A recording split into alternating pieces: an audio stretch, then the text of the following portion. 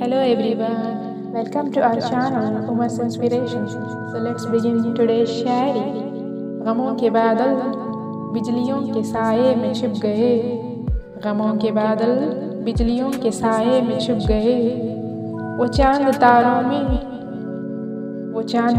में और हम हजारों में अकेले रह गए। गमों के बादल बिजलियों के साए में छिप गए, वो चांद तारों में और हम हजारों में अकेले रह गए। राह भी अकेली और जिंदगी है पहेली, राह भी अकेली और जिंदगी है पहेली। रंग बदलती दुनिया है, ये खामोशी का भी कुछ कहना है। दिल की आवाज़ जुबान तक न आई, फिर भी चेहरे ने बहुत अफसाने हैं कह दिए। समझा